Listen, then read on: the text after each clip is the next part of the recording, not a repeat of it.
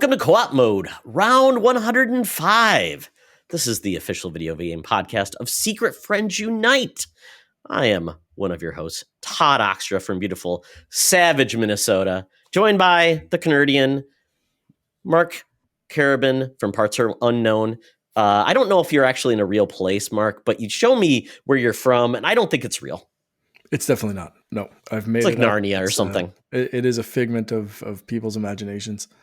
The only thing I'm allowed to tell you is it's Atlantis adjacent. So that's I've probably already said too much. Do I have to go through like a magic armoire to get there? Yes. Okay. I'll look into that. I'm going to check every armoire I come into people's houses. You really should. Yeah. Just and like knock on neighbors' doors. Just like, excuse me, I need to go check some furniture. Like Hugh Grant looking for the woman in Love Actually. It always works. Well, folks, we are here to talk about video games. Mark is fully recovered, so he is ready for my full onslaught of idiocy. So I think he's ready. Still got a lingering cough, but my voice is back. So here we go. Let's do this. Yeah, this should be a fun episode because this is going to be kind of taking in some of the past and some of the future, a little bit of everything. But one thing you can be sure is we probably got a lot wrong when it came to our predictions. So we're going to start there, Mark. So we talked about our, the year look ahead and our predictions. And now we're going to talk about what we actually predicted for 2022. We had Matt Sawinski on from Burnout Brighter and the PlayStation Drive on as well. So we'll speak to Matt's predictions. So Mark, we covered this with basically the platform holders first. Mm-hmm. So we start with Sony. So Mark, how did you do? Not great. I said Killzone would be coming back. And last episode, I think I brought this up because I remember saying Killzone was coming back. And now that there's, the PlayStation VR 2, the Activision thing, I really think it's time for Killzone, but I don't know if they're going to bring back Killzone, a new IP, whatever. So I changed this slightly, but I do remember mentioning it last week as a slightly modified prediction for this year. So sadly, no Killzone for fans of that franchise. Yeah, which is kind of sad. But you know what? Mm-hmm. We'll keep going, Mark. You just said third-person shooter or first-person shooter. So you're a little bit broader this year. So, it could happen. You're not very specific, which is always good. That's how you win these things. So Matt said, new Blue Point game unveiled. That's a big fail. They didn't announce anything. So maybe this year they finally announced that. Man, I just went all in on a couple of predictions here. Yeah. And I think I might have got partial credit, but Jack and Daxter gets a Ratchet and Clank style remake by Team Asobi. Didn't happen. We don't even know what Team Asobi's doing. That we don't even know if they're making a new Astrobot or not for PlayStation VR. PlayStation Plus All Access is the new service which combines PS Plus, PS Now, PS Classics, movie, music, and anime discounts. I should have stopped while I was ahead. You just kind of kept swinging. You hit the home run, and then you just kept swinging, and that was good. That was a good guess. You were swinging for the fences on that one. Yeah, they should have went with PS Plus All Access and not had 15 tiers because that's going really well for them right now. Yeah, I think your plan was better. Mark, Nintendo. I tell you, man, you kept it simple, and I think you won. I did say Wave Race, and I didn't specify a new Wave Race game. Actually, I think if I recall correctly, I said, I don't care if it's a new game or they bring the old game back to a virtual console or Nintendo Switch Online or whatever. And we got the N64 game. So this year I modified it, and I want a new Wave Race game. And you're going to get it Nintendo Switch Sports. I hate you. That joke never gets old, does it, never. Mark? No.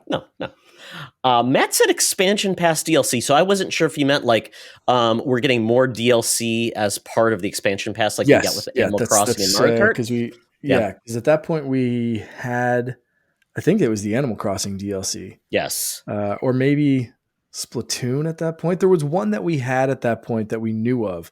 The Octoling expansion. That was part of it as well, or no? What was it? Was the Octoling expansion the second Splatoon? Yeah, Did that that include it? became part of that. I don't know if it was Okay. part of it at this point or if he absolutely nailed this. I Okay. want to say that he absolutely nailed this because there was more DLC. There wasn't all Nintendo DLC included in this, Correct. but I think he's got full points or at least almost full points. I'd have to go back and listen to exactly how he worded it, but Matt, you're in the right ballpark on this one. Yeah, and that whole group, the Carpool Gaming team, when they do their predictions, they also basically you would basically say the likelihood of that, and they get points based on that. So this one, because it's so low hanging fruit, we would have probably given Matt like low points. Mm. What did Mario Kart? Was that announced last year that was going to be included in the expansion, or was that the prior? I can't remember the Mario Kart No, that was expansion. announced. So again, yeah, Mario Okay, Kart was another win. Yeah, okay. in his favor. So yeah, really Unless you're good game. Todd and you say my prediction was Nintendo Kart, which we did not get, which is about the only way I think they can really No. expand Mario Kart is just basically say, and everybody's here and they're racing in carts. Yes. No, that did not happen. Nintendo Kart did not happen, but we did get the expansion cart pass, so that's Yeah, 40 something. new stages. Yeah, Yeah. yeah, very good. Xbox, Mark. I still want this to happen. A new Banjo game. Xbox, Microsoft, they're going full on acquisitions. They didn't release a ton of first party this year, and I really think we see Nintendo obviously crushing it with the family friendly stuff, and Sony catching up with Astrobot and some stuff that's more aimed at kids or family friendly. Mhm. And I think a new Banjo game would be perfect. Instead, we're waiting on that weird GoldenEye remake. I was talking to Barry Dunn about that today, and it's just like Xbox gets prettier, but no online. Nintendo is stuck to the Nintendo Switch Online service, so you can't buy it even if you want to. But that does get online multi. It's such a weird thing, and we're still waiting on it. It was just like, hey, it's coming soon, and then crickets. Nobody knows, and that's the hard part, right? We'll probably get a new James Bond actually announced as the actor before this game gets launched. So we'll see. A distinct possibility. Yeah, Who are yeah, they? I think so. Aaron Taylor Johnson, That's Quicksilver. right, That's who man. they're circling right now. Have you seen Bullet Train? No. It's a dumb fun movie, Mark. I'm bringing that in. It's just great. It's like ultimately like John Wick if he was just extremely lucky, but not that talented. And that's exactly the character Brad Pitt plays. And it's goofy, it's fun. Like it. And Aaron Taylor Johnson, man, he is a handsome, handsome man with a Yeah. mustache. All right. So Matt said Game Pass somewhere new. And actually, he got points with this too because Yeah. Samsung TVs. And I don't know if we're giving partial points for an announcement, but Quest. Game Pass coming to Quest. So it was at least announced this year. So I'm giving some partial points for that one as well. Man, he's better than we are. Oh, well. He is much better. You know what? I'm sure this year our predictions went completely accurate and we're going to be reveling. 100%. Going to be, yeah, we'll see how that goes. I said Xbox purchases IO Interactive and announces an Elite Series 3 with enhanced haptic feedback. Man, Todd, you did it again. Oh, well. Didn't happen. Nope. Oh, well. Nope. Then we got to third party. Mark, there you go. Redemption time. Jedi Fallen Order 2 announced and shown off. Yeah, and coming out soon by the time we're recording this. That's what, 2 months away right now? March. Amazing. And we still don't know a lot about the game. We haven't had like the big that, unveiling. Well, that's cool. They've shown enough that it's like they're continuing the story. There's a book coming out a week or two before the game drops. If you're a fan of the first, it's expanding on it. We've seen some new lightsaber poses and forms and whatever. And there's a mystery about who's in the box. Who's in the box? Yeah, is that a High Republic Jedi? Is it a Sith? Is it something in between? There's mystery around it, and I don't want to know too much more. I'm gonna get it and play it, and I want to unravel the mystery while Cal does. So I'm ready for that one. I hope they don't Metroid us where it's like, oh, you've lost all of your Jedi powers. I don't want that. I want It to be would be awkward. badass. Yeah. Yes. Let's see. Matt said Final Fantasy 16 November. Well, Final Fantasy 16 is coming, but actually a June game. So close, but no cigar. So if he didn't put a date in and he just said coming this year, he would have won. Myself, man, oh man, I didn't get anything right last year. But they were all high quality predictions. Skylander Ultimate Collection or Disney Infinity Unlocked is announced. I'm hearing rumblings that they might be happening this year, which would be so good. Awesome. We had the Ubisoft game with the ships, and what they did was awesome because they had you could get all the ships if you wanted to, or just buy it digitally and you get everything. Yep. That's the best way to do it. What was that? Starfield? Starfield. No. Starlink? That's Starlink. Yes. Link. There we go. Yes. Star Skylink, Starfire, Star. Like that. Yep. That was a good game. I still have my R-Wing. Yeah. Yeah, me too. Yeah. Finn plays with the R-Wing. Yeah. The only bad thing on the Switch, it wasn't powerful enough to do really good co-op. It just got downgraded, but the co-op was great. But yeah, really good game. It'd be a good game to break out when Finn gets a little bit older. Yeah. Yeah. Then I said Rock Band is revived in Fortnite and they allow third-party instruments. Well, we do have harmonics, being part of Epic, but man, I guess they did announce some new tracks for Rock Band, like classic tracks coming back. But I'm like, where are people going to play these? Everybody's instruments are broken in half in a pile. Break out your broken instruments, some super glue, and an Xbox 360. And I got a drum. I got a Beatles bass guitar over there. You eventually can cobble enough stuff. And unfortunately, they're like $500 a piece on eBay. So there you go. That's wild. We didn't do very good. You did better than I did, Mark. So you were the champion of co-op mode. I think Matt was the champion of co-op mode. But since he's not here, I'll take that award. Exactly. You'll be the Doug Bowser accepting the award for Matt Swinski.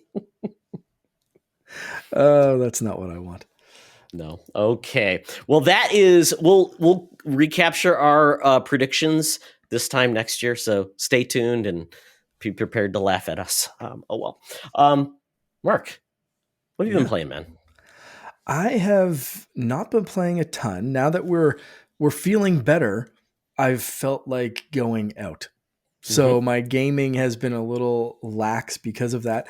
I've been mostly catching up on stuff that I feel like I needed to put a little bit more time in for tonight, and playing a little bit that way of like, okay, I got to round this out. I have to beat this. I have to finish this. I have to, do that kind of stuff. So I won't talk about any of that. I'll talk about the one new game that I'm playing, and that's Vampire Survivors.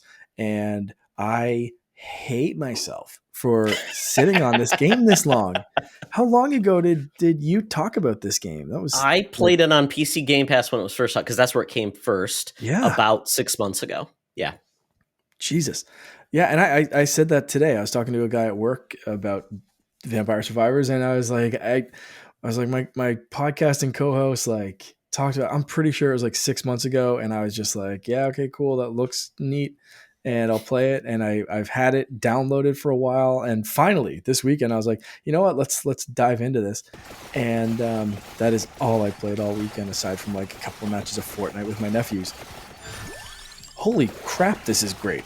It is the most video game that I have played in a long time, and I love it. I almost ignored your text saying that you were ready to record because I am on the streak of a lifetime right now. I'm about 25 minutes in, so I'm very close to death. Wow! And I already got death screened once. I think it's like 30 minutes in, right? It's 30 minutes. Death yeah. comes for you. Yep. Yeah. Yeah. So for anyone unfamiliar with Vampire Survivors, this is on Game Pass. It's also on mobile for free, which I've been playing as well because I didn't get my fix on Xbox. I had to download the damn thing on my phone and my iPad. I'm a little hooked. So it's everywhere, and it's on Mac and PC as well through Steam and other things. It's not free there like it is on iOS. It's like $5 for that, the Well, it base is, game yeah, and DLC. five or $6. Yeah, Yeah, it's crazy. And you can get the DLC and the soundtrack for like 10. It's wild. yeah. So for anyone unfamiliar, this is a roguelike RPG, old school style, like kind of 8 to 16-bit ish kind of graphics. Castlevania looking bullet hell kind of thing too. Like you basically only control the person Movement. you're walking around, your movement. The rest, all the weapons are all automatic, auto fire. Some are directional, some go to the nearest enemy, some just go random. There's a lot of playing of like, okay, what type of weapon do I need? How soon should I get this power up? And you level up fairly quickly at first. When you defeat an enemy, they drop a gem that helps you level up. And each time you level up, you get a choice of 3 things, unless you get some luck added to your character, in which case sometimes it's 4. And you can pick a whip or a knife or armor or health regeneration or whatever. Area of effect. Yeah. Exactly. And so it's a kind of a balance of, especially because there are multiple characters who have pros and cons. Some are slower but a little bit more powerful. Others automatically have health regeneration, but they're weaker, this and that and whatever. So it's a game of the one I'm playing right now. I'm like a priest who started off incredibly slow and with an incredibly slow attack. So the first part of his level was just like torture, basically. It was like, find the food, find those floor chickens, and hope I can survive. And every time I powered up, it was like, okay, pick something that has a little bit more speed, has a little bit more of a buffer zone. And now I'm just like spinning Bibles through the air, knocking things back, and I'm a badass, untouchable, still kind of slow, but I'm faster now, priest. So, holy crap, Vampire Survivors! You're gonna hear about that later. It instantly made my top list for the year. It is a great game. Don't sleep on it. If you're like me, just don't. Just get it on whatever device you can. I still prefer Sticks. controller. I still prefer a stick. It's okay. My iPad's big, so it's a little clumsy there. Sometimes I'd lose like my positioning or this, the virtual joystick or whatever. And then the phone I find is a little too small. So there's no perfect balance that I've found yet. I still have to test actually if it has controller support for iOS. You can use a backbone. You can use a Razer Couchy to do that with mobile if you've got that. If you've got an option to do that, yeah. All right, yeah. So that means it should work with my Xbox controller and the mount that I have. I think so. Yeah. And Mark, I mean, the thing that I think layers on the brilliance of this game, it's a one more time. It's highly addictive.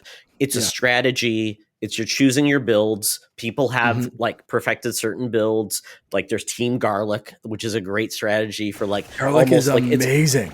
It's amazing. Then people say, no, garlic's the worst. I'm like, what? So when you hear that, you're like, how did they do it? And I'm Team Garlic. It's totally risk and reward because there's certain bosses you have to like big bads you have to get because you get those gems, you get more drops, and every level up is like taking a breath because that's the only time you can stop moving. There's no pausing this game. I don't think there's pausing. I don't know. I never paused. Yeah, you can. Maybe there is. My game's paused right now. Maybe I should have paused. Yeah, you should have. But I mean, the pausing doesn't help if there's a swarm of enemies and you pause. Because then you're like, what was I doing when I paused? Yeah. It is very risk and reward, but it's so quick. Like you said, it's just you're instantly back at the title screen. You can continue, and because you're earning gold as you play, then you can unlock buffs right from the start. So you might instantly have more armor or instantly have faster weapons or whatever. So and the gold, like, it's not unlock everything all at once. Like it's going to take you a few rounds. It's going to take you a few rounds to unlock all the characters and the stages and keep going. And the achievements, I'm not usually an achievement hunter. Yep. They are so freaking brilliant with this game, Yes. with achievements, because there's like 140 of them or 130 something achievements for this game. And they're popping off all the time. Every time you finish a round, it's like, hey, you found 10 floor chickens. Congrats, here's 5 achievement points. Hey, you unlocked 4 levels of your whip. Here's some achievement points. Hey, you got a knife. Here's some achievement points.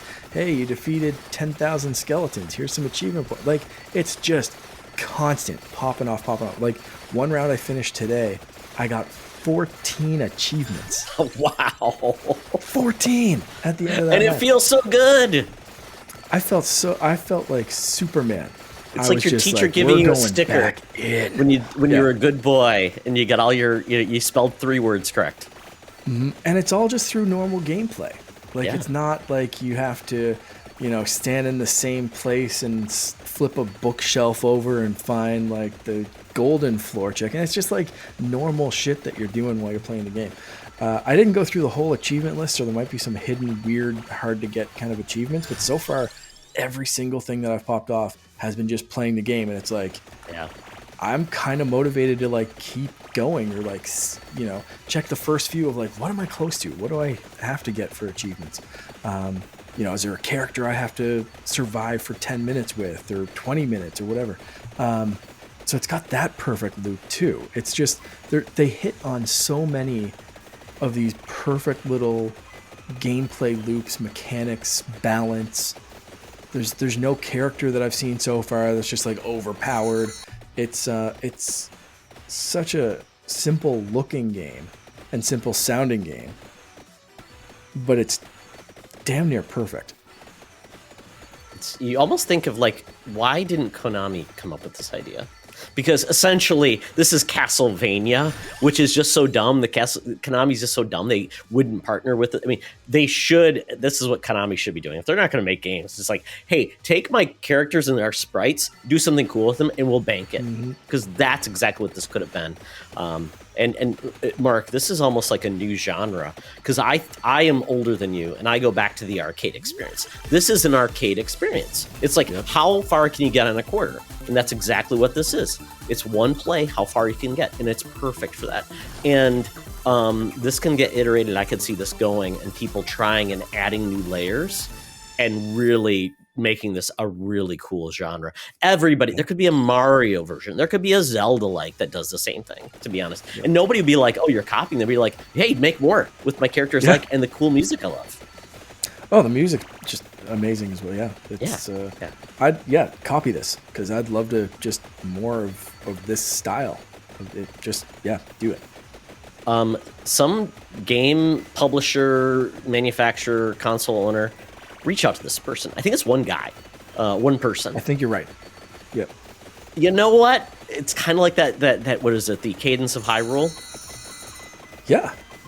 Open the door. He would probably love to iterate on this idea and get some money and play with some cool franchises. I'm sure he'd love that. Luca Gallant, also known as Ponkel. That's who made the game. Like, one guy. Genius. I'm sure along the way he had help, maybe. Unless he's just some sort of genius savant, like, just wild. Yeah, this is awesome. Absolutely This is wild. everybody's dream, right? To like, I made something that's not like graphically intensive, but it has that gameplay loop that just is like, and word of mouth, and yeah, it's awesome. Yeah. Yep. Interesting. I just like quickly glanced at the Wikipedia entry. Prior to developing Vampire Survivors, he had been a developer in the gambling industry and used his knowledge of how to use flashy graphics for slot machines as part of the allure of Vampire Survivors' chest opening animations. Damn it, he fully got me. That That's why I chest can't- opening, holy crap. You're right. It's a celebration. It is. It feels so good. It's like the Peggle mechanic when you clear the Peggle and you get Ode to Joy playing. It's that satisfying. I have some clips, so I'm gonna put one in. If you're watching the YouTube video right now, you're seeing that celebration. I think if I can put that in right here, if I remember, and if you're listening to the audio, go check the video version to see if I remember to put that, because I have a few clips because it's such a celebration. It's just Seeing so is believing, and that's truly what it Yeah. is. I think you need to see it and then play the game. The barrier to entry is like literally zero. Yeah, yeah. So that's pretty much all I wanted to talk about, and I'll talk about it a little later of where it ranks. But what have you been playing? I'm Well, I curious to hear mean, about this one. I'm kind of wrap up some things. That's just kind of where I'm at. I'm still playing some more Gotham Knights. I finished Fist. I tried some other games. The new game that I played, Mark, is Sonic Frontiers. Yeah. All right. It was certainly a Sonic game. This game is very like polarizing, I guess is the best way to say this. I like Sonic. I'm not a Sonic devotee. I can't say. I mean, I remember when Sonic came out in the Genesis because I was that age when it was, blast processing, and I'm like, I can't believe a game is that fast. I was like blown away. But I never walked away from that game saying, "Wow, Sonic was so much fun to play and beat." It always felt like it was like Mario controlled great, and then Sonic, once you go fast, and then you run into a wall.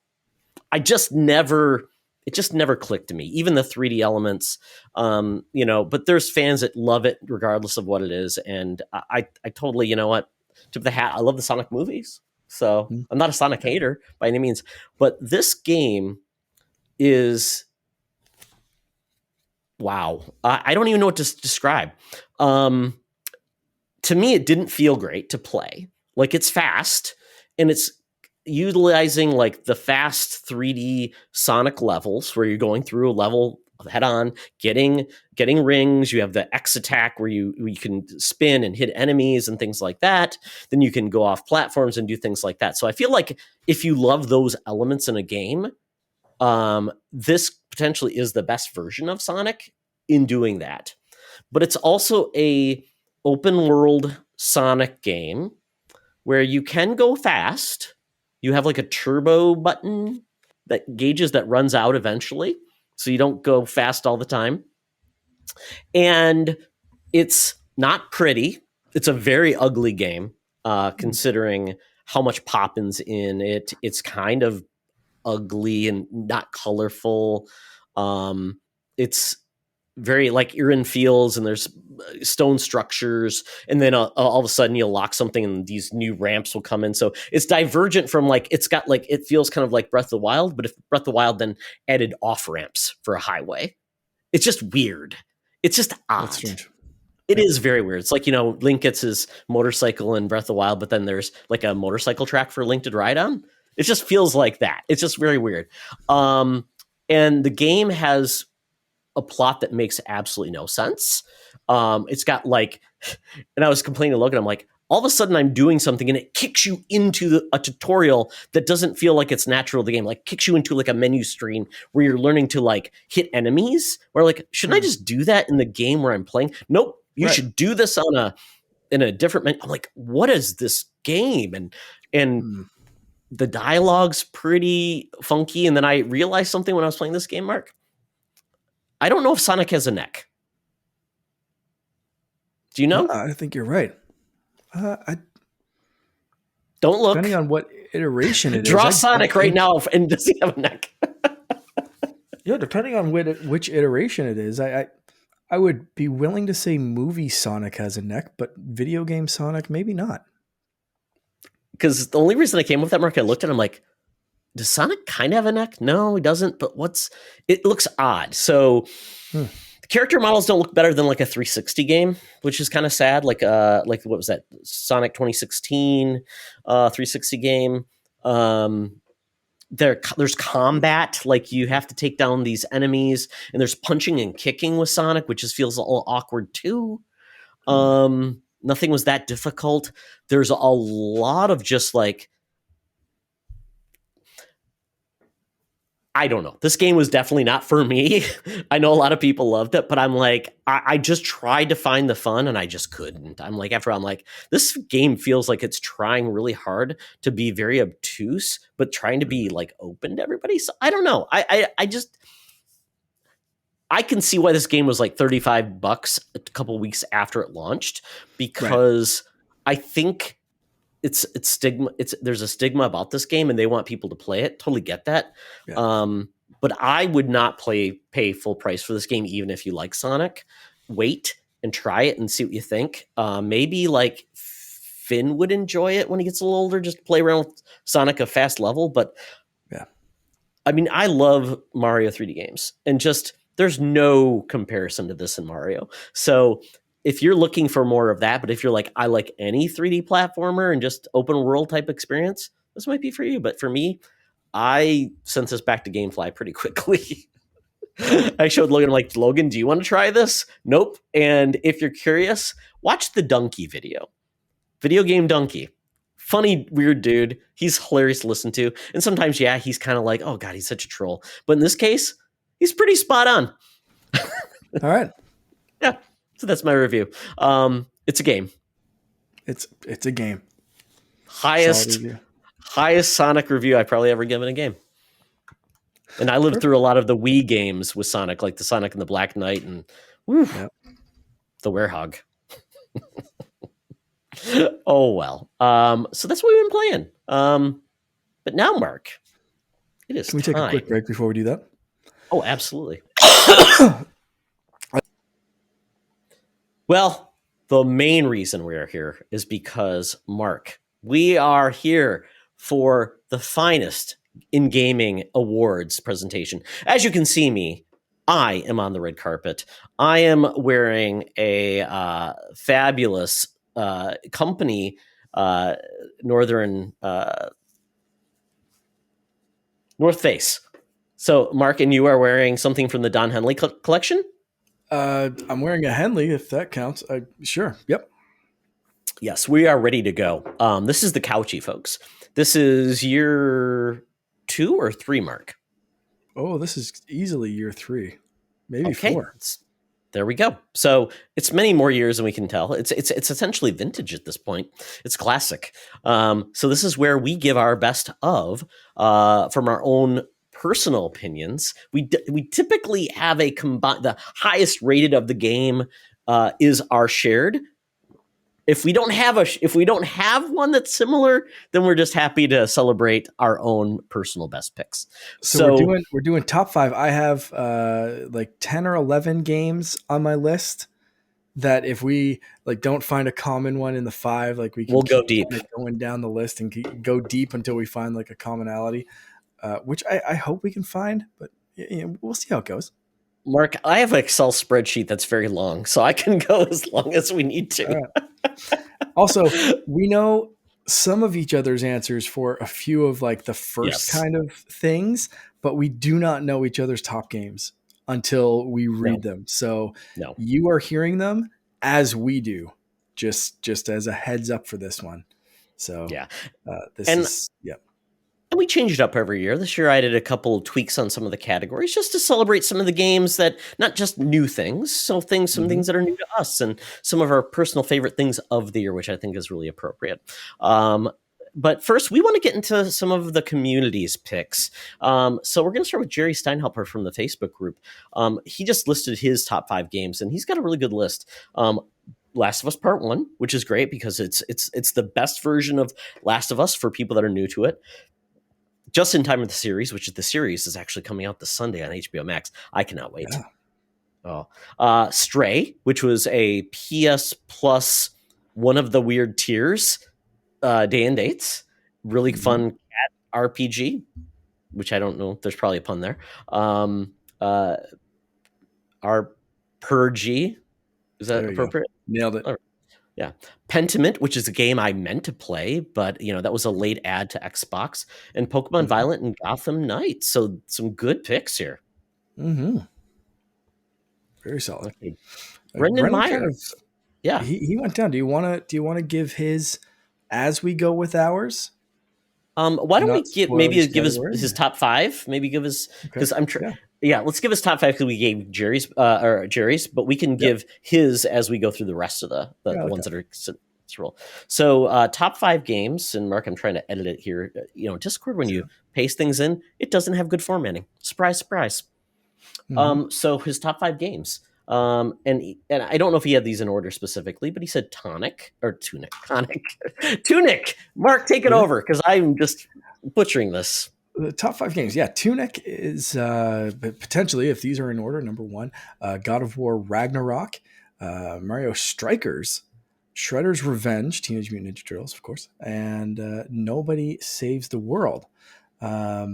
Bonus, looking to get into a game that came out in 2022, more Cult of the Lamb and Midnight Suns, as well as Mario plus Rabbids Sparks of Hope, Sifu on Xbox, and Pokemon Scarlet, Horizon, and Gotham Knights. So there's a lot of games left for Brennan Yes. Myers to play from 2022, and that's a big problem for me as well. I know for a fact that I'm going to guess my top, potentially top three, but definitely top five, based on the reviews and how much I like the first game. That my list is going to change of games that came out. Mm-hmm. We'll get into this a little bit, but Moss 2 is one that's missing. Todd, you asked me last time what game I think is missing from my list, and I answered God of War, but Moss 2 I think is right up there as well, and it's just one that I never got around to playing. I haven't got around to purchasing it because I finally finished Moss 1. I got some other stuff in VR. We'll talk about that later, but yeah, like Brennan, I've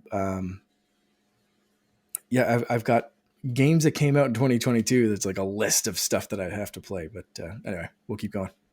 Yeah, I think it's always important to like say the things from the previous year you didn't get to. Make a list. Yeah. Because it's always good to know. Remember, like when you're thinking, like I don't have anything to play. No, you have other games you want to play, and you probably forgot. It's just like game tracking is very hard to keep top of mind, especially when FOMO comes in and you're like, oh, I got to play the next latest and greatest versus hey, what's out there. So that's why I wanted to include what was like games you played this year from another year that you finally got to. So I think celebrating things that you might have missed is really important. Yeah. All right. Well, we're going to get into the categories where we really played in and wanted to celebrate different things in regards to not just the games we played, but the community, the whole world of gaming. And we kick it off with the biggest news story. So think on like what really impacted what we're experiencing in the world of gaming this year from a news lens. So Mark, what were yours? So I have two, and I picked two because I thought you might have grabbed one of them, but I'm glad you picked something different. So my two, Microsoft moves to acquire Activision Blizzard, but since like that was big news, but hasn't finalized yet, so I wasn't sure. So I picked Stadia shutting down as a backup to mine because that was kind of a surprise how quickly it happened and how just how they handled it and all that kind of stuff. So two kind of big bombshell things on different sides of the spectrum. Yeah, and I think about that. The I can't even remember when the Activision Blizzard was officially announced, and they thought it would be done this spring. There's a lot of things going on. Microsoft's making a lot of consolations, including apparently Call of Duty is going to come to Nintendo for the next 10 years. Which, hey, that's good because it hasn't been. So and I think even to Steam too, where Blizzard has kept or Activision kept Call of Duty off Steam because they've had their own launcher. So it's a win-win that there's some scrutiny around this because it's basically saying we're going to be more open. So it's not a bad thing, and I hope it closes eventually because I think it's good for the employees of the company compared to who their leadership is now. So Yeah. that's good. Yeah, and my TV keeps telling me, "Hey, by the way, Stadia is closing down because my LG TV supported Stadia," which is just sad that they just couldn't get it right. But the world of streaming is still around with Luna and GeForce Now and PlayStation Plus with their service, and also Xbox Yeah. Cloud. Game So Pass. Yeah. it's not dead. I mean, it's Yeah. gonna change and permutate, and somebody's gonna get it right. Um, and I think Xbox probably has the best way of getting that right. Maybe Amazon as well because Luna's not bad. So, and I know mostly and his son. Yeah. They are big fans of that opportunity. So Yeah. yeah. For me, Mark, it's E3 officially coming back, and not just like in like the worst way, which would just mean it's like the skeleton of E3, and they're going to try to do some things and they're going to do it wrong. They're working with Reed Pop. Reed Pop is one of the best, call it convention runners or whatever in the world. I believe they do the Star Wars celebrations. I think Yep. they run it for them. They do other events as well. I believe they do the PAX events as well. So they know how to run an event. And that's something E3 has not done well. They have not brought the public in a very easy way where it's fun and it's an event. It's more like, yeah, after the business people are gone, we'll have you come to our tables and maybe stand in line for 18 years. So Yeah, I they're think still this is running it like a good. trade show. Yeah, and which it's no longer. People aren't going to there to buy their games for the fall. It's a different experience. Yeah. Yeah, so I hope this is good because I think everybody wants a show that feels like Comic-Con for the biggest show in the world that you can go to and meet fellow gamers and play games that you've never seen before. And this could be the best way to do it. So I'm excited that this works. And we've got Jeff Keighley who's doing it in PlayStar. So I'm going to see how this works out. But really, I hope Jeff Keighley works with E3 eventually, and that's where it pairs. So have the best show versus competing announcements and things like that. I just think it's going to be messy. Yeah, for sure. But yeah, but E3, everybody says it's part of their childhood, part of their love of video games. I hope it survives in a new way. Yeah. Yeah. So Excellent. so Mark, I was changing this next category on the fly. Um, I It suck, makes but I figure sense. like it does make sense in a lot of ways. But I'm like, you know what? You're like, I'm not changing. I'm like, that's perfect because you didn't need to. And the category was really favorite hardware or gaming purchase because not everybody buys hardware with gaming, but they Mm, buy something in gaming in regards to merch, collector's editions, accessories, statues, things like that. So really, what mhm. was your favorite gaming purchase of the year? And Brendan Myers had one that he called out, the Logitech G Cloud, because he Mhm. was debating on what to get because he wanted to have something on the go. He wanted to do some things that supported multiple consoles in the way he games best, and he loves it. And it's really fit his gaming lifestyle, especially with having a newborn, and that's Yeah. great. Yeah. Yeah, it's great to hear anytime he's like super happy to be able to play something with that, and it allows him to play multiple ways that it doesn't get in the way of him being a dad, but being a dad's not getting in the way of his gaming too much. So it's a great flexible option for him, which is awesome. Yeah. So Mark, for you, what was your favorite hardware or gaming purchase this year? And no surprise to anyone that listens to the show or that just heard me talking, I think it's Quest 2. I know it didn't come out this year, but I purchased it this year. So getting into VR and being super impressed with the games, the some of the experiences. I just checked big screen that you and I watched Rick and Morty and just brought in Disney Plus. So I Oh, that's watched cool. The Mandalorian on a massive theater screen in virtual reality the other day, just to test it out and just kind of hang out in there. So yeah, the Quest 2, I'm loving it. And Mark, I'm a little bit bitter about VR, but I'm so happy for you Yeah. because VR. I'm thinking about now that my PC is working again. That was my biggest thing about. I didn't talk about what I've been playing. I had my buddy Dan come over and we actually fixed my gaming laptop. We cleaned the whole thing out, re-put it, so it's a gaming laptop again. And I want to do some virtual desktop to do VR through the power of my PC again because that's Mm-hmm. what's great about Quest is you can do that. And I want to play Half-Life Alyx this year. That's one of my goals and play some of it. Like I have Moss on PC VR and I can do it through there. So I'm excited to do it there. So I own it and I just want to play it. So very excited for that. But I'm a little jealous because Quest 2 is getting a lot of love. Quest 1 has kind of been left to the wayside. So I'm a little jealous. It even more. They announced more stuff today that's shutting down on Quest 1. So not a great Exactly. day. Yep. Yeah. No, not for me. But that's okay. It was more for Logan wanted to get it and we went halvesies on it. So it's not like a big loss. So yeah, very cool. For me, it was collector's editions this year, Mark. I got two, and they both are close to my heart. So the first one was Samurai Jack. This was a limited run edition that went out of print. I couldn't get it, and RAR giver had reached out to me and said, "Hey, this is going out again. Get it." I love Samurai Jack. Have since for days. While the game is not great, the collector's edition awesome is because there's not a lot of Samurai Jack merch and like statues and things, and it's all set up behind me, and I love it. It's beautiful. It's wonderful. It's got like a letter opener of Jack's sword. It's great, and it just is. It's wonderful. So for me, that's awesome. I don't do a lot of collector's editions, but for me, that's why I got it, because there's just not many options for Samurai Jack these days. And the other one is I got the God of War collector's edition with Mjolnir, which it's fantastic. It's wonderful. It's the way it's set So up is cool. just, it's a masterpiece. It's wonderful. And I love the game. And that was just another thing where I don't normally do it, but I'm like, you know what? Why not? And love it. So Mjolnir's in the case. And Mark, I got Thor's hammer from the MCU with Lego. So that big, I'm going to build that. And that's going to go right in the shelf below it. So I'm excited. Fantastic. This is going to be awesome. All right. That's great. So now we move on to old games you finally beat or played in 2021. Well, Yeah. 2022. Man, what am I doing? I must have copied and pasted. So yeah, so an old game that we finally got to. Yeah. So Brendan Myers did chime in on this one. He finished Mario plus Rabbids and DLC, the first game before the second one came out. So that's awesome because that game is fantastic. And for me, I already mentioned mine. It was Moss. One of my favorite gaming experiences of the year. My favorite thing I think that I've done on Quest, which is saying a lot because there's a bunch of Star Wars stuff on there.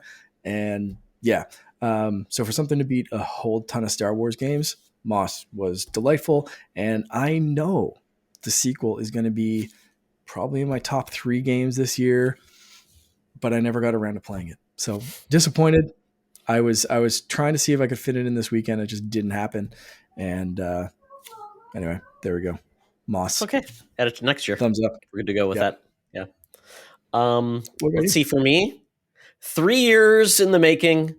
Luigi's Mansion. Finally beat the game. It's a wonderful game. It's fantastic. And I kept on saying, I will get to it. I will get to it. And I finally did. And I'm so happy I did because, man, this is one of the best.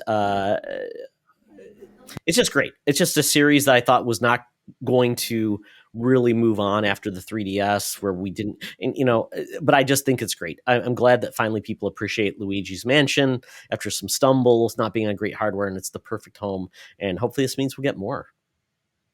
One of my wife's favorite games on Switch, Luigi's Mansion. So good.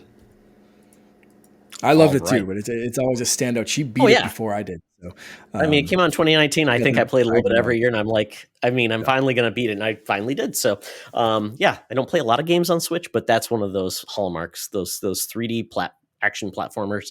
Absolutely love it for that. All right, next category: most disappointing game.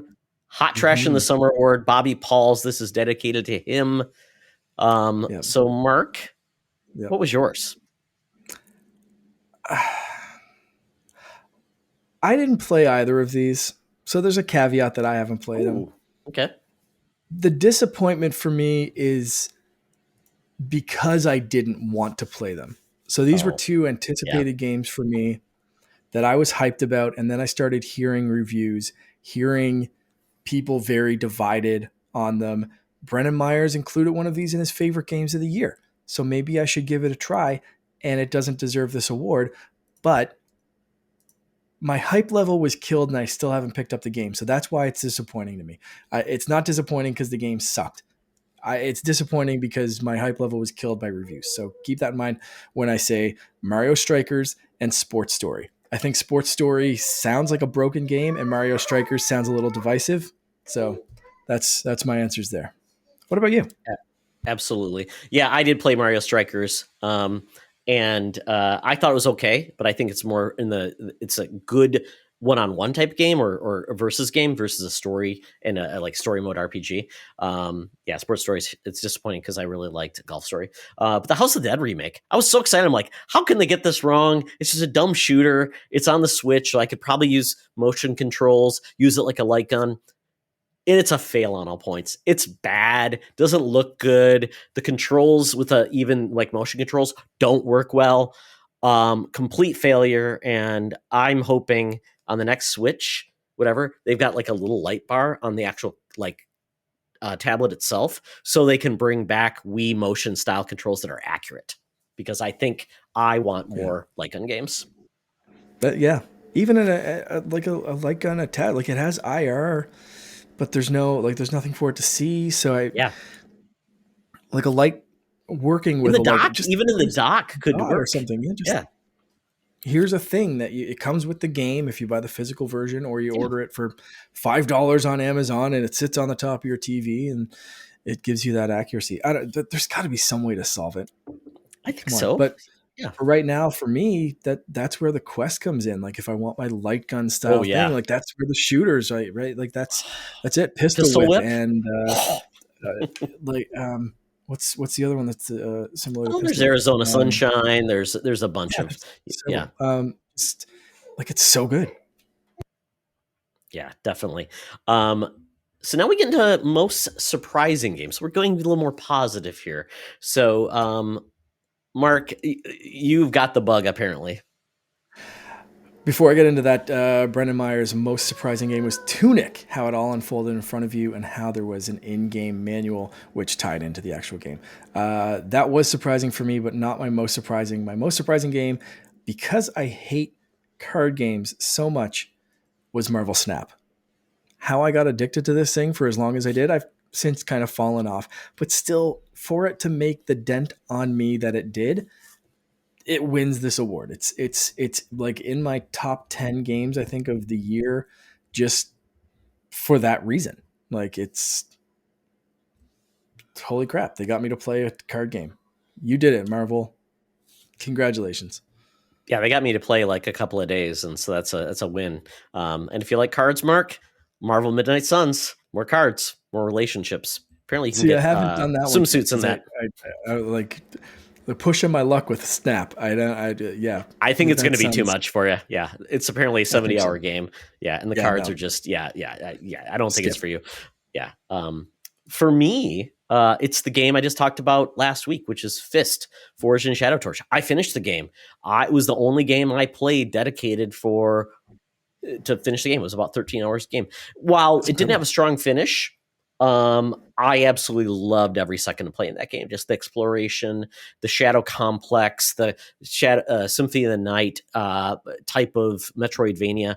Absolutely well done. The story and the story and the vocal talent and things like that, lesser than, but still really a great game if you love Metroidvania. So yeah, it's my surprising game, and that came out in 2021. That's awesome. So it's kind of like a caveat, but still pretty awesome.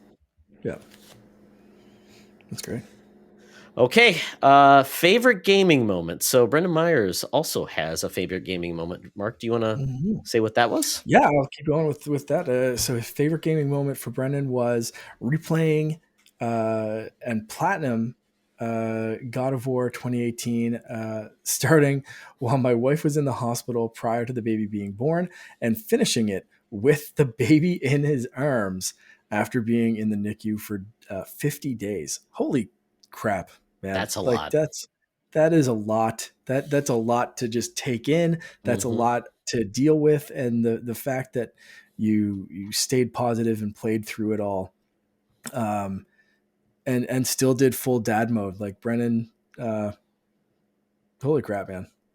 That's one of my favorite gaming moments of the year. Was just seeing those pictures of Yes. and Yes. hearing from Brendan and just like I'm so happy. Absolutely. He's got the baby in his arms and he's got the G Cloud and he's able to rock it. And they were some of my favorite gaming moments of the year, and I just can tangentially saw it through the internet. So um, amazing. Yeah, isn't it great how gaming can distract you from the bad things in life and the Yeah. things that are driving you and stressing you out, and then you can just then enjoy a good moment with a game, and you're in a better place. So that's awesome. Yep, Yeah. that's phenomenal. Gotta love it. Yeah. Yeah. So Mark, what was your gaming moment of the year? And mine kind of similar and revolves around my kid. So Finn actually playing games this year and not to any real skill level. I mean, he's 2, but becoming an outright games ambassador and them kind of seeing what I was doing and how excited I was for Finn and talking about it here.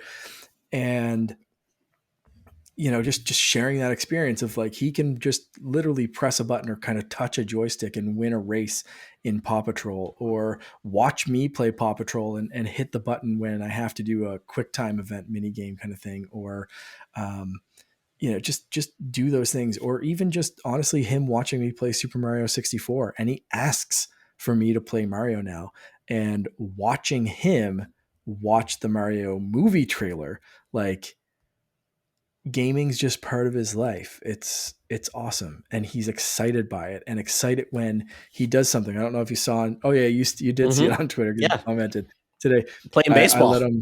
let him pitch a ball in Super Mega Baseball 3, which I also dabbled with on the weekend, but I forgot to mention it up there because I kind of forgot until now.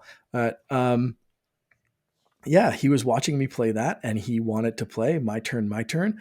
And I handed him the controller and said, press this button. And he whipped he did a couple of really good, Mhm. Yeah, it decent didn't look too pitches. bad. When you said like this is gonna go horrible, I'm like, did he bean a guy and like send him to the ER?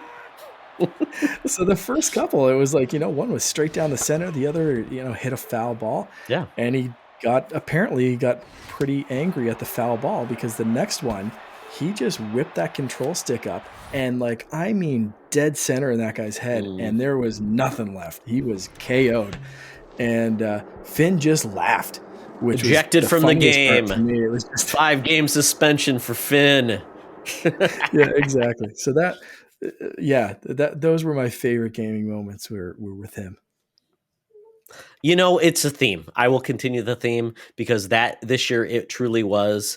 With my son being 17, he's doing his own thing with games. He's got his own gaming PC. Part of it was building a gaming PC with him, which was a cool experience. His friend came over. It's collaborative, and he's big into that, which is great. And that was, like, I just laughed. He was playing Terraria on his high end PC, so he's just a weird, like, he gets into this weird mindset of games he likes to play. Totally love it. I But just bought a Ferrari. Let's go to the grocery store. exactly. Let's. I'm gonna spend my time parallel parking. Yay! Yeah. Exactly. I bought a great big house, but I'm not gonna furnish it. We're just gonna sit here in some IKEA furniture and just have a good time.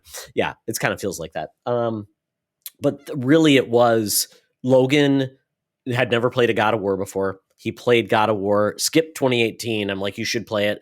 But he got into God of War Ragnarok. He played it on the highest difficulty, which is just a testament to his skill over mine. And it was great because we had so many opportunities to talk about the story and where it was going and what we both felt. And we were playing it kind of in tandem. So we had a great, almost like shared experience with a game. And that's the great part of seeing your kids grow up and understanding what they like and how they experience things and how what they bring to the table. Especially as they get older, they can just explore these ideas and express themselves in a really cool way. So that was just a great moment because 2018 God of War, when Logan was younger and he was Atreus's age, was very much part of my gaming life. And this is just great that he gets to share it as well. Yeah, it's amazing. You guys were, kind of perfectly in line to play that, Oh like yeah. father son, age wise. I only had to Growing call up him at that boy, point. and I might not Yeah, call him boy. I might be saying something a little bit more R-rated than boy at times, but that's okay. it happens. No one's going to judge you. And I can't grow a beard, so I need to work on that. Maybe a fake beard because I am the Todd of War, Mark. Exactly. You have a hammer. You just need a beard. You can Yeah. get one. Don't worry about it. Yeah, we'll make that work. Yeah, so that is it for like kind of the broad questions and the areas that we covered in the world of gaming. But now we get to the heart of this, Mark, and I'm gonna laugh because we have the Heart of Hearts Award. Who named that? I named that. That's again named for Bobby because we didn't want it to. He always just said, I know my heart of hearts. Oh, That okay. was I'm something like, that he'd regularly say, and we didn't want the hot trash in the summer to be the only legacy for sure. Bobby because that's kind of a let's go shit on something, and that's going to be the legacy. So the top game is also kind of in memory of Bobby Paul's the Nintendo guru. This is the Heart of Heart Awards because I don't know about you, but I have no scientific thought put into my ranking. Nope. I might change them as I'm talking. Um, and this list is fluid. Like I said, I know something's getting kicked off. Probably my top three, definitely my top five once I play Moss 2. of games that like came out in 2022. So my list is fluid. I use my heart of hearts to tell me where things are going to go in this one. This is dedicated again to Bobby Pauls, and I can't wait to see what we come up with here. Oh my goodness. And Mark, I am not one to restrict anyone. I always change the rules with Charlie when I'm like, oh, you know what? I came up with 4 different ones, so that's perfectly fine. Fast and loose is how we play the game when we talk about our favorite games of the year, and we should. And then, like, we said, honorable mentions, dark horses. I think it's all appropriate. I try to keep mine to the games that came out in 2022. But you know what? If it's a new game you never played before, I always say, though, I don't want somebody talking about the 85th time they played, The Legend of Zelda: Link to the Past, because that's fine and all, but I want people to have, new experiences with things. So Mark, should we do like 5 going down, or do you want to start with your honorable mention? What do you think you want to do? Let's start 5, 4, 3, 2, 1, and then if we Okay. need the honorable mentions, we can rock those out, or whatever we choose to do. Because like I said, I have like 6 honorable mentions I can kind of rhyme off and name. So I'm going to start off with the number 5 game on my list, and this one actually kind of gets tossed between my like number 5 and 6. I was debating, so maybe I will kind of cheat a little bit here and mention my honorable mention, because these flip flop between High on Life and Lego Star Wars: The Skywalker Collection. I'm giving the slight edge to the Lego Star Wars, because I want to double dip. I have that on Xbox. It's now on Mm-hmm. Game Pass, and I'm like this close to buying. I think I'm going to pick it up this week on Switch. Well, and you and Charlie had a shared experience. I mean, in a lot of ways, Charlie, that's the only game he plays. So Yeah. it was a little bit, and you got me to buy that damn game for FOMO, and now it's free on Game Pass. I'm like, why did I spend $70 in this game I've only played for like 3 hours?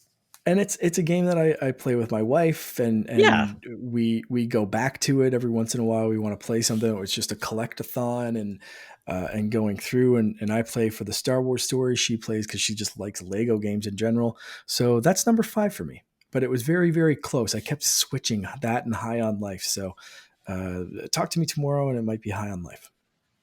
Mark, I'm going to make this very difficult for you, because I'm going to be like not playing by the rules. So if that's okay. Okay, that's fine. Okay. So my number 5 is a 4-way tie. You son of a bitch. I couldn't choose. It was Sophie's choice, and I'm like, I don't wanna, so I'm not I gonna. thought I was skirting it going back and forth between 2. Come on, 4-way tie. Well, I'll go through Let's these hear very it. quickly. Yeah, we'll go through these. So you were gone when I mentioned this game, and you got me a code for it. Swordship. This game Yeah. kicks ass. It's phenomenal. It is a dodge-like, or a I guess, yeah, dodge like is the best way to put it, or move like, because you just got to move out of the way. You have no abilities to cause damage, and it's amazing. It's a game like Vampire Survivors that could be a new genre, and it's like an arcade game. Absolutely loved it. Tinykin. This is the Pokemon game, or the Pikmin game I've always wanted, and it's wonderful. It's on Game Pass. It's phenomenal. The art style is amazing. I loved this game. It's really awesome. The Quarry. You know how much I love these type of games, Mark. Yep. And this is super massive, and it's their best game yet. I absolutely love this game. It's wonderful. My wife got to watch me play it and said, "What the hell's wrong with you, Todd? Why do you keep dying? And what's going on with all these people? And what's this like crazy drama?" Loved it. And it ends with a podcast. Like we have a podcast. It's We really do. creative. Yes, we That's do have a weird. podcast. What are we even doing right now? We're doing a podcast? What is this? We should record this and put it on the internet, Mark. That'd be awesome. Yes, we'll get around to that in 2023. Ghostwire Tokyo. This game is not loved by anybody, and this is actually going to probably go to Game Pass as part of the Xbox acquisition of Bethesda. Absolutely love this game. It's a first-person kung fu movie in a lot of ways. It's really wonderful. Loved it with that, being in Tokyo and just living in that world with weird ghost stories. Absolutely loved it. So that's my top. That's my 5 times 4. All right. Okay. All right. I'm pathetic. Sure. Okay, Mark. I appreciate number 4. the indecision. I thought I was going to be the one, and you were going to be like, "Yep, all right, cool, good enough." Number 4, A game that Brenna Myers mentioned as well, Tunic. Loved it. Hmm. Thought it was delightful. Thought it was absolutely balls to the walls hard. I turned the difficulty down to story mode and God mode Ooh. where I couldn't die for some of the bosses. But the mechanic of the manual in the game telling you what was coming up basically and what moves you'd need to know and unlocking that as you go. I thought it was such a cool mechanic. And I loved everything about how this game kind of rolled out and the art style, the combat, the difficulty, this just as it unfolded, it was just delightful. So Tunic, number 4 for me. I'm glad you point out the moving the difficulty down because what I loved about the original Legend of Zelda, it wasn't difficult, but it was a challenge in regards of like, where do I need to go next? So I love the fact that you Yeah, could dial the difficulty down and make it more like a Legend of Zelda experience versus a roguelike or something like that. exactly. Yeah, well, and that's and I was playing it just normal difficulty or hard difficulty or whatever it was. I can't remember, but I was playing it, kind of as it was intended Hmm. to play or intended to play, whatever you want to call it. At first, I was playing it that way, and then I hit a boss where I died like 50 times, Yeah. and my wife happened to be watching for a little bit, and she was just like, should you just like maybe take a break? Why? I was like, Yeah. no, turn it down. It was just like God mode rolled through it, and it was still a tough boss even on God mode. So it was like, okay, yeah, I think that's kind of how I'm gonna have to rock some of this game. And that was kind of later on, but it was still, like you said, at that point, it was kind of like figuring out the path, figuring out the map, figuring out Mhm. where to go and how to do things, and Absolutely. That's a I challenge found in that itself. part Is entertaining. just Yeah, yeah, exactly. And I don't want the like I just can't beat a boss, so I can't move on. I mean, that's right. I'm glad that that developer said, I'm not gonna put a barrier away for people just to experience this game. Yep. Um, Cool. yeah, similar feelings to like Celeste, where Hmm. personally I didn't turn the difficulty down because I felt like I had to conquer that mountain. But if you get stuck in Celeste, please turn the difficulty down and just do it because it's an important story. Yeah. And I think people should play Celeste and should see how the story finishes, even if you don't have the patience to sit there and restart the same part of that mountain 160 times before you get the timing right or before you figure it out. Um, for me, at the time I was playing Celeste, I did. For me right now, I think if I had to play it again, I think I would turn the difficulty down because my gaming time is more limited than when it first came out. So very kind of similar feel to me for that one as far as the difficulty scaling. Very good. Yeah, absolutely. Yeah, I like Mhm. that difficulty shouldn't mean that you can't enjoy a game, but I totally get it. Some people don't want the difficulty be the main point of the game. Yep. Yep. All What's your right. number 4? Inscription. You talked about Marvel Snap in card games, and like this was the card game that stuck with me.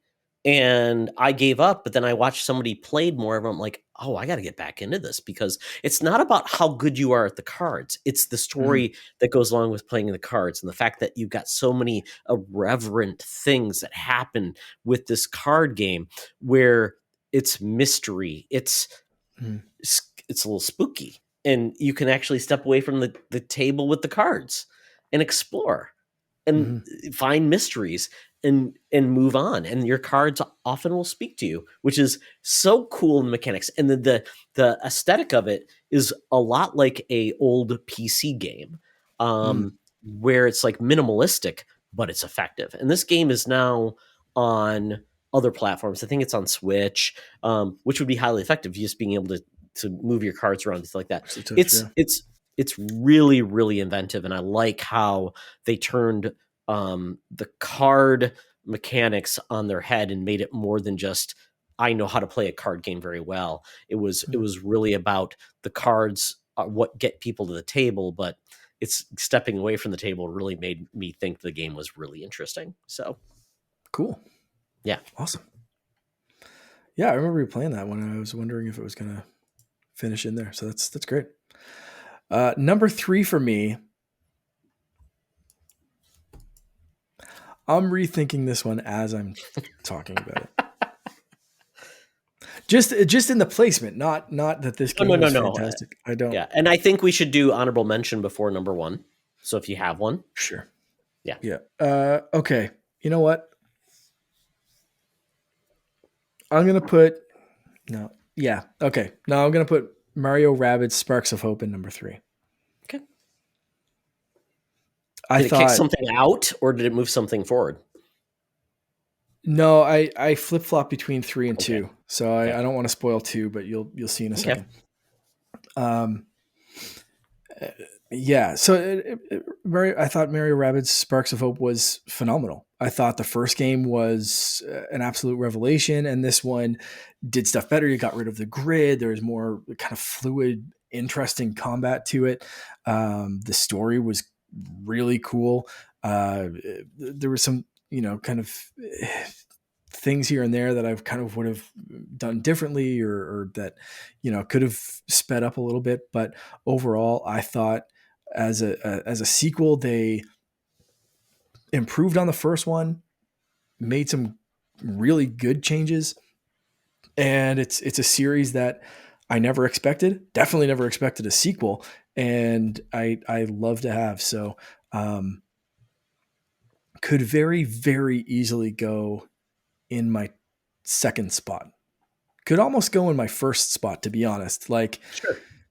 these top three, like my first one, even like 1 and 2 are more recent in memory.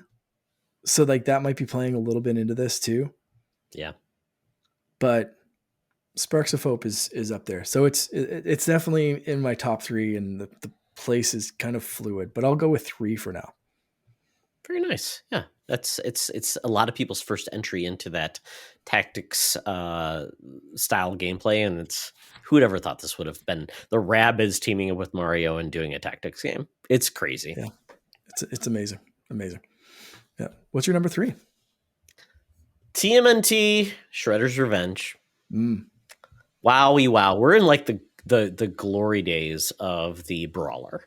And not only the brawler, but the brawler like 2.0, which is not just how far can you get on a quarter. It's like now you have like complex fighting systems. You have collectibles to get. You have art styles that are better than the original, but make you feel like you're in the original, like with Streets of Rage and Yeah. Battletoads and things like that. And wow, I just can't think of a better franchise to just really take this to the next step, because we all grew up on those Turtles arcade games in the different Mm. versions, and this was great. And being on Game Pass day and date made this probably one of the best games on Xbox this year, Yeah. because they didn't have their own games, so they propped up games to really take the lead, and I really respect that, and I'm glad they did, because man, and I haven't even played this game co-op yet, and I'm sure it's even better in co-op. So Yeah. really, really a great game. Absolutely. Absolutely. Didn't crack the top 5, but it's on my list. So that could be a tiebreaker. That's the first one that we both have on our list. So that's pretty interesting. Oh, okay, okay. My number 2, controversially on this list because it's so fresh in my mind. Vampire Survivors. Oh, Right? well Okay, so played, well played, sir. weird addition. Weird addition, but I don't think if I played this 6 months ago, 2 months ago, whatever, I don't think that my feelings would change. I played enough of this to unlock several levels. I've got every character so far that I can see. So I think there might be some more hidden characters, but like I've unlocked whatever 8 or 9 characters or something crazy like that. I've played this on mobile. I've played this on my iPad. I've played this on Xbox. And for all the reasons I talked about earlier, Vampire Survivors, like I said, could easily go in the 3rd spot instead of and kind of move Mario Rabbids up. It's so fresh in my mind that I want it up there. So we'll leave that in number 2 for now. Marky Mark. Funky Bunch. You and I are samesies. No shit. Absolutely. You're absolutely right. Like you say, could this game have come, you played it like 6 months ago or whatever, like me, would it still be on your list? And that's exactly what it was for me. Now, I will say, you're far better at this game than I am, but that didn't take it away from me enjoying this experience. You can be horrible at this game and still feel like I just got to play it one more time, because you do feel like you do get a little bit better every time. Mm-hmm. It's not about beating the game. It's about how can I do something different? How can I survive one more minute? What can I do to do differently to get a little bit better? And it is overwhelming at times. And when you do well, you feel like you accomplished something. And that is really what you want to feel like. You don't have to feel like you're punished. And no get good. It just have fun and just have a good time, and learn from others and say, oh, you're playing this game too. What did you do? It's like a shared experience. And that's because it's so simple. It's not like you have to worry about like, well, have you gotten to this part? No, it's 30 minutes max. Yeah. So it's not, you have to worry like spoilers. Oh, spoilers, Mark, did you do that thing? No, because maybe I did, maybe didn't. I don't care. Cool. Oh, yeah. Awesome. Okay. So that's your number 2 as well? It is my number 2. That is going to be our game of the year, by the way, because there's no chance in hell our number 1 game is anywhere close to your list. Yeah, you don't even have one of the consoles to play the other games, which is just, it's inevitable. So we should do honorable mention before we get to number 1. Sure. If you have one. So, no, I have several honorable mentions, and because you had 17 number 4 it's or allowed. 5 games, I'm going to go through all. So I already mentioned High on Life could have easily been number 6. The other games that were on like my top 10 or 11 kind of thing, and it's 11 because I just inserted Vampire Survivors in there. I had a top 10 list last week that I thought was kind of locked in-ish. So Splatoon 3, Shredder's Revenge, Marvel Snap, Kirby and the Forgotten Land, and Pokemon Legends Arceus. I thought they were all fantastic experiences for one reason or another. Kirby, I was surprised with. Pokemon Legends Arceus, I thought they could and should learn some things for the mainline Pokemon games, and I thought it was a cool spin on the franchise. Marvel Snap, talked about it already. How do you get me to play a card game? That. And I think you very eloquently put why TMNT is such an amazing game. And then Splatoon 3, the fact that I haven't been playing Splatoon 3 quite as much as like the first or second Splatoon, partially because there's been a lot of stuff to play this fall that I've been trying to keep up with as much as I can. Also was kind of sick and didn't feel like playing anything new. But also like the Bobby Pauls factor kind of factors into Splatoon 3. Every time I play that game, it hurts a bit. So it's still on my list. I still love it. I still love the single player mode, was phenomenal. And multiplayer has never been better, but it hurts to play. So there we go. That's kind of my honorable mentions. So what do you have in honorable mentions? Yeah, for me, and I think I'll do very similar to you. The games that just were definitely stood out in my mind, but they definitely didn't make my top 5. So one of those would be Sifu. This is the iconic kung fu movie, cool mechanics, but I suck at it. So that was where the difficulty got in the way of really getting very far. But I loved what they did and the mechanics they did. So Sifu, if you like a kung fu movie come to life, and when you die, you actually don't die, but you just get older. It's kind of a cool mechanic. My son absolutely loved that. Another game that would be in there, and a game where, once again, I bring it out because it's a game that everybody's talking about, and I did experience it, and I only am going to mention this because I got to see my son play it and excel at it, and that's Elden Ring. I suck at the game, and I just don't have the time to get better at it. So I'm not going to besmirch it by saying it's not for me, but it is for everybody else, it seems like. And it's a FOMO game.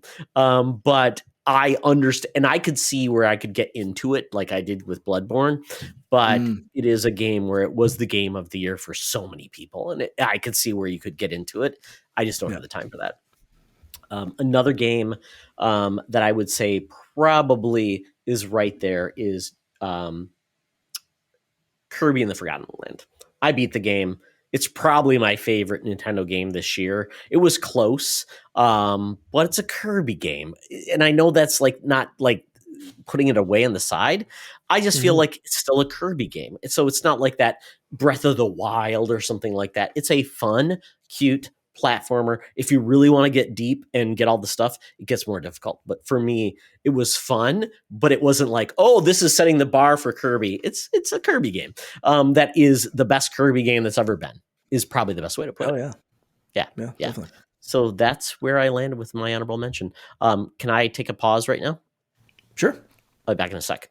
I'm gonna pause. So, Mark, you got a drum roll ready? Number one. Are you ready? I'm ready. I am Well, ready. And Donkey this Konga, maybe Donkey Konga drum roll. fantastic. Deep Uh cut.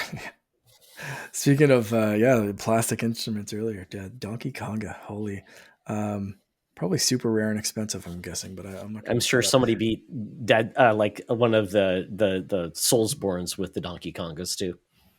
Probably possible. All right, number one.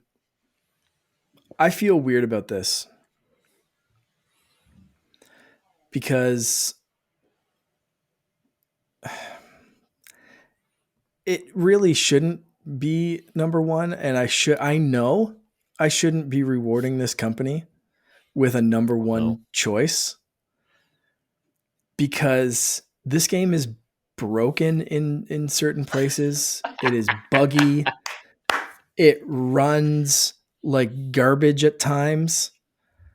But dag nabbit, if I didn't love Pokemon Scarlet so much that I put like a ton of hours in, played the absolute hell out of this, beat the story, beat every single path that you could do, and then rolled credits with Ed Sheeran and like dropped back into the world and was like, cool, what's next? Let's keep playing. Like it had a surprising, very heartfelt story that like hits you in the feels directly, like slaps you in the face and subverts what you think you should expect from like a Pokemon story in several different ways of like not only is this an emotional beat, but then here's another hidden one, here's something with way more depth and truth and like reflection on how the world is and self-realization and stuff than I ever expected from a Pokemon game. And I've been playing since Blue every single mainline Pokemon game straight through. So uh, yeah, I it's this was a surprise for me, just based on how other people experience this game and how I've I've heard so much. I haven't picked this game up. I'm not going to pick this game up until it's patched, until they fix it, until this, until that, blah blah blah blah blah. And it's not perfect. I had two like full game crashes playing this, slow down, frame rate issues, that kind of stuff pop in, but none of that took me completely out of the experience to the point that I didn't want to play it anymore. Even the game crashes. Usually a game crash is like, I got to put this down. I'm going to wait. I'll wait till it's patched. I'll wait till it's fixed. This one, it was like game crashed. Okay, cool, cool. Start back up again. Let's go. Like, I don't know. I'm kind of mad at myself for loving it so much, but also I just, I don't know. Let me catch stupid little Pokemon monsters and just explore this awesome world that they built. And were they a little too ambitious? Maybe. Were they rushed to get it out this holiday season? Absolutely. Nintendo needed a big holiday thing. I think, honestly, I think if Zelda was ready, this game would have been pushed. I think this was Big Papa Nintendo coming through and being like, we need a holiday thing and you're it. So push this thing out now. Um, I hope they keep patching it. I hope they keep making it better, but it's still my game of the year. It's still a game that I still go back to. I'm still playing this stupid thing on my Switch and I can't put it down. And I look at it and I'm like, okay, there's some friggin' Raichu stuck in the side of a mountain and he's clipping in and out. And it's a weird, terrible bug. And I take a screenshot of it. I'm like, hey, look how stupid that is. But there's a shiny thing over there and I'm going to go chase it down. It's just, I don't know. They did for me more right than wrong. They just tipped it in that scale. I know how dumb that is. I know this shouldn't be number one, but for me, it is. I know there's better games even on my list. That's why I'm not going to be mad when Vampire Survivors is our overall couch co-op game of the year. Mario Rabbids Sparks of Hope, way more technically complete game than this. Probably should have been number one. But when I was done with Sparks of Hope, I was like, cool. Hopefully they come out with some DLC. When I was done with Pokemon, I'm like, nah, let's level these guys up. Let's change my team. Let's go shiny hunt. Let's go do this. Let's go do that. Let's go find something I haven't found. Breath of the Wild style. Like, that was the differentiator for me. So, I tear me apart on Twitter, make fun of me in the Discord. I deserve it for sure. I know it, but Pokemon Scarlet's my game of the year. You can hear the disappointment in my voice. Mark, talk about the year of Pokemon. I mean, you get 2 huge Pokemon games in the same year, and it's like, did they really need to do that?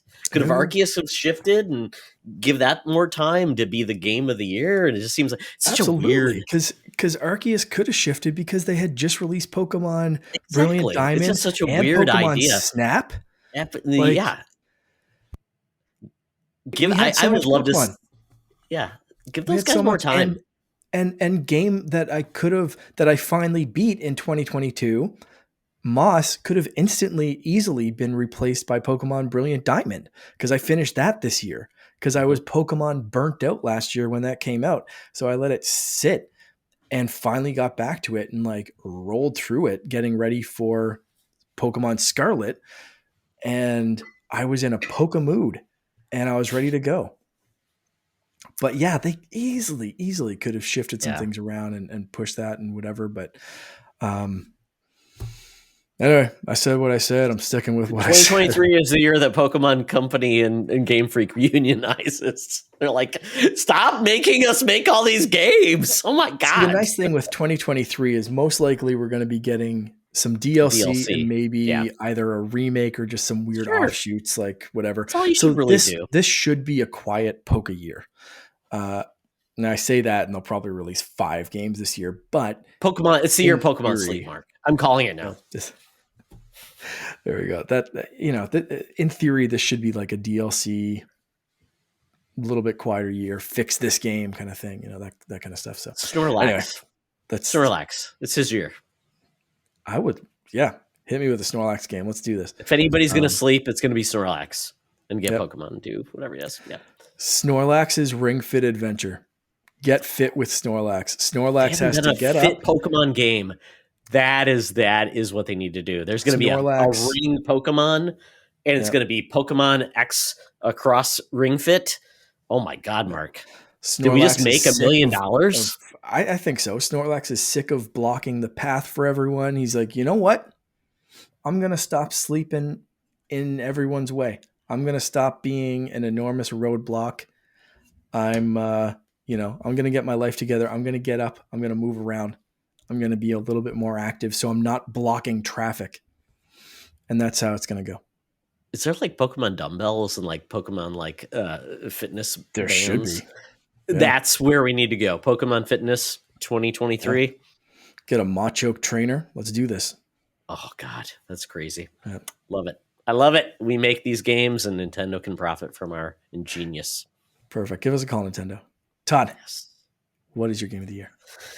I'm like a Taylor Swift song, essentially unpredictable, but very popular. Yeah. Um, everybody says that, right? About me? Yeah. Yeah. Um, God of War Ragnarok. It's my number one. I don't know how it couldn't have. And the fact that, like I said, the story with myself and Logan playing it together, and the fact that they took a game where it was the only thing I can say that's bad about God of War Ragnarok, there was too much to do in this game. It was less tight than 2018, Mm. but as people blame Sony for like, oh, I play your game and I get off of it and I don't come back to it. They said, you know what? We see you and we know what you did there. You don't have to do all these things, but we're going to give more stuff to do after you play the game, which means you don't just trade the game back and do this stuff. So, but man, if you just played the storyline straight in, which you could, it was great. It was fantastic. They took all of the things from 2018 and they built upon it. A better story, better character development, more gameplay elements that were awesome, and more ways to play after the game. And it really branched a new path for both Atreus and Kratos. It wrapped up some things and created some new relationships. And I am just so curious to see where they go next. And that's really exciting to me, because I think we've ended, and they've said they've ended this chapter in the Norse Mhm. mythology, but we could go elsewhere, Egyptian, other gods, which would be awesome. So I just think of the gameplay is fantastic. Like Logan played it on the hardest difficulty. He's a hardcore gamer, and it challenged him, and he had to figure out the right ways to uh, get the build he wanted, the weapons he wanted to use. We discussed like what should we use to approach a boss or harder battle. He wanted to do the chaos blades, and I wanted to do the axe or use the new staff you get eventually. And I just thought it was great. And there's this desire to go back into the game after you beat it, which isn't always a thing in a primary single player campaign type game. So yeah, it's definitely my number one game of the year. It is. It really didn't disappoint me, and it actually gave me more things to do. And that's the problem. I want to play more of that game, but I've got other things distracting me. So it's God Yeah. of War Ragnarok. It's definitely a game that I know you can play it on PS4, and you should if you can. But if you Mhm. can wait, playing on a PS5 was phenomenal. It was beautiful. I and playing it in resolution mode, high frame rate, whatever you wanted to do was awesome. And I'm glad we have that in next gen where you can you have to sacrifice to play the way you want, whether you want it to be the most beautiful game or the best frame rate and performance mode you can get. So yeah, Mhm. and I think this might be one of the last PlayStation games on both gens. And Yeah. I think 2023 is really going to be the game of that. All the games are going to come in next gen, which is good. Sony has said the last week or the week before they said the supply chain issues are basically over. So I think you're right. I think if they're announcing that you shouldn't have a problem finding a PlayStation 5 theoretically this year, I think they're finally going to make use of their "We believe in generations" mantra and just sever the ties completely. Yeah, I think that's going to be a message with all of the consoles. I think Absolutely, Xbox is the same it boat. should I be. don't think they have anything announced that's going to be on Xbox One anymore, which is a good thing. And then we probably expect to see Nintendo bring out if it's maybe announced this year, but launched in 2024, their next generation console too. So If it's announced this year, it'll be the very end of the year. Switch 2. exactly, there'd have to be a big game that they would pair it with too. So maybe the next Odyssey 2 would be awesome. We'll see. Maybe. Well, that is it for our award show. I hopefully we can declare though Vampire Survivors is the co-op mode game of the year. It's our Woo! favorite game. That's it combined. Holy, I expected that to go differently. I Really? thought it might Do you show think up we on have your to go list. deep? Well, no, I thought Vampire Survivors. Remember today I said there might Mhm. be two games that make it Yeah. to your list.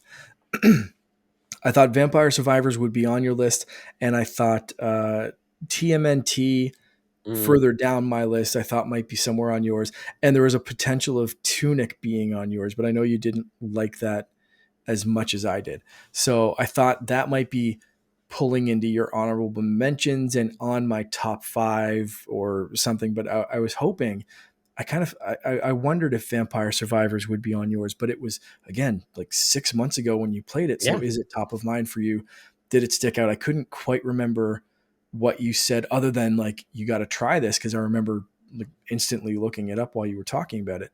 So I didn't expect us to be that in sync though, with both of it in the number 2 spot. Like I don't think that's happened before. No, I don't think so either. It was great. And I probably could have been, like you said, Shredder's Revenge, maybe Kirby, Mm-hmm. um, and maybe Tunic. Yeah, I think those were the games that were common threads that were in there, because I think Tunic was probably past the top 10. It was further down for me, but yeah, I Yep. totally saw the what their intent was, and just didn't grab me as much as others. But yeah. Yeah. Right. I always Awesome. love doing this, Mark, because you and I don't always tread the same path, which is great. Yeah. Yeah. Which Very, maybe is very seldom endearing we're or playing the same frustrating game to at the others. same time or whatever. Yeah.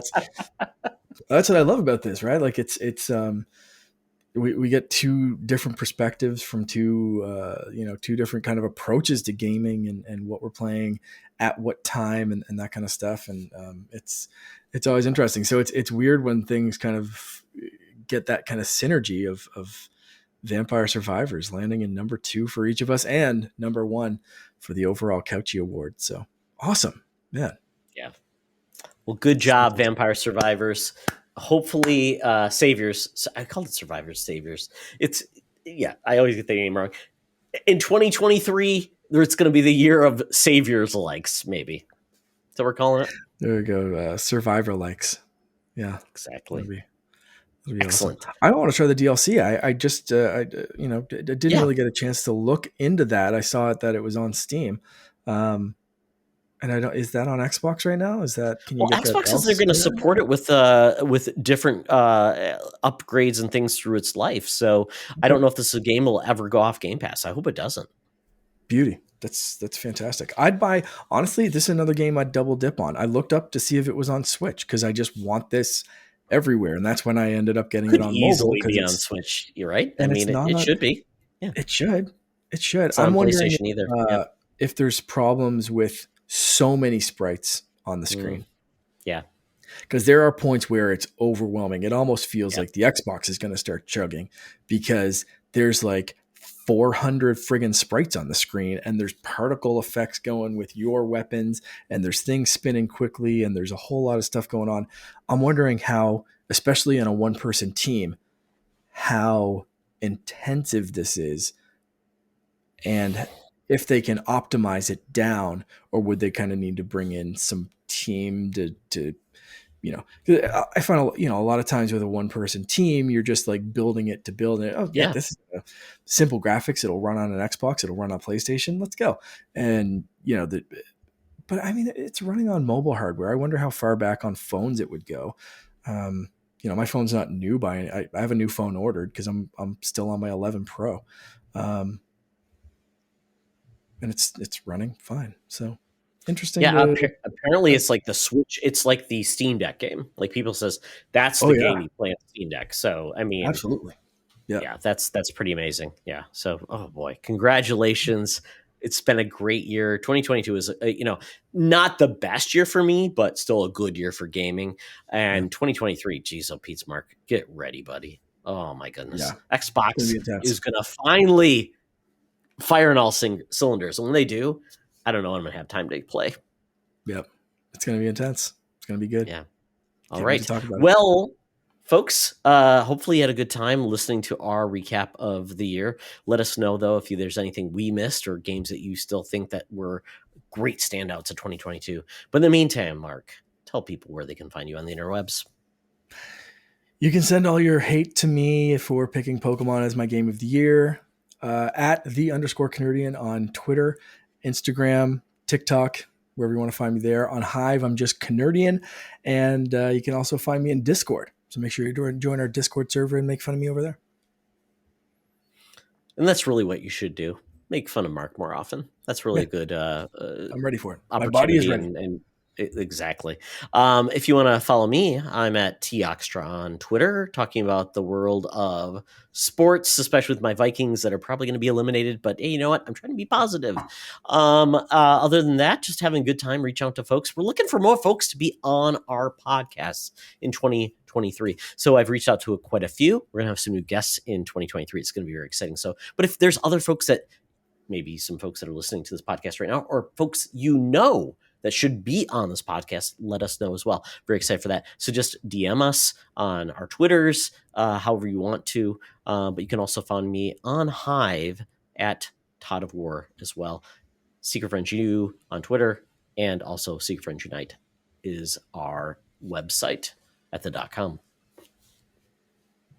Oh my goodness. Well, that's it for this episode. Thank you for joining us. We had a great time, and we're excited about 2023. So with that, Mark, thank you. Thank you for everyone who follows us and enjoys our take on the world of games. And as always, folks, it's always better to game together. Nailed it. Yeah, I nailed it. Yeah, I got it. Oh boy, I suck. This podcast is part of the Secret Friends Unite podcasting network. Visit secretfriendsunite.com for more great shows, articles, news, reviews, and more. Secret Friends Unite podcasts are available on Apple, Google, Spotify, and other podcast services around the world. If you'd like to be part of the conversation, you can join us on Facebook or our new Discord server, or follow at Secret Friends U on Twitter. Please subscribe to Secret Friends Unite on YouTube and visit our merch store at tpublic.com. Just search Secret Friends Unite. Thanks for listening.